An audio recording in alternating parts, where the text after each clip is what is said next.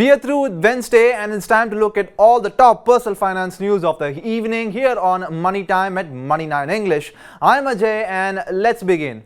Our first news is on inflation and it's a bittersweet news. The retail inflation rose to a 3-month high of 4.81% in June. This is mainly on the account of hardening prices of food. Inflation based on the consumer price index stood at 4.31% in May and 7% in June 2022. The inflation, however, remains within the RBI's comfort level of below 6%. On the other hand, industrial production rose to 5.2% in May from 4.5% in April, owing to good performance by the manufacturing and mining sectors. The factory output growth measured in terms of the Index of Industrial Production (IIP) stood at 19.7% in May 2022 due to a lower base effect.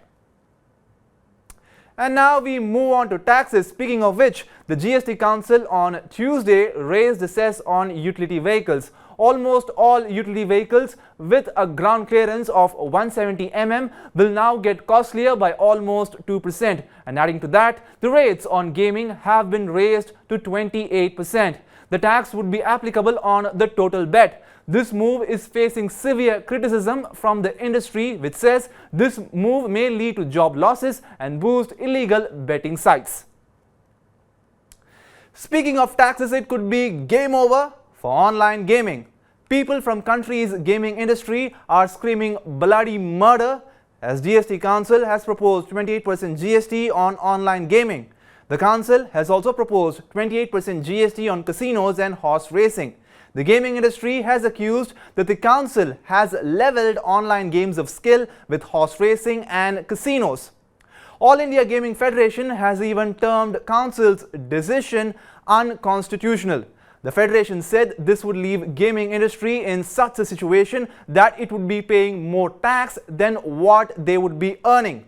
This will erode a lot of jobs from the online gaming sector. Moving on, online gaming industry might be unhappy, but multiplexes are cheering with joy. Multiplex operators welcome the GST Council's decision to lower tax rates on food and beverages sold in cinema halls.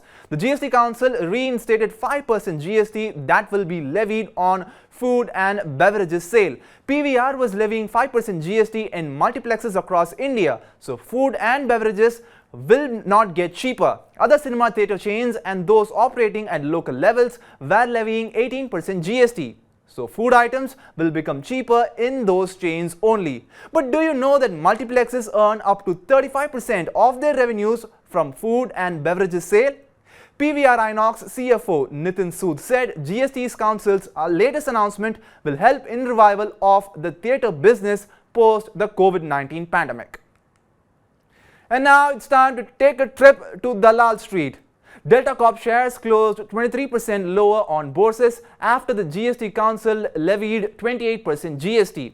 The stock hit back-to-back lower circuit and closed at 189 rupees a piece. Nazara Technology, on the other hand, closed more than 2% lower at 688 rupees. Nazara Tech filed a corporate exchange. It stated that online gaming constituted only 5% of overall revenues. Hence, GST Council's decision to levy 28% GST will not have much impact. Industry experts said that the GST Council's latest announcement has caused a lot of damages to investors of online gaming companies. From Dalal Street, it's time to look at corporate earnings. TCS reported 2.7% quarter-on-quarter fall in consolidated net profit to less than 11,100 crore rupees in the first quarter of the current financial year. However, on an annual basis, it beat analyst estimates to report 17% jump in PAT in the same quarter. Its board declared 9 rupees interim dividend for shareholders. And sticking on with corporates, HDFC will get delisted from the market tomorrow. The home financier juggernaut ceased to exist as separate entity as it is being merged with HDFC Bank.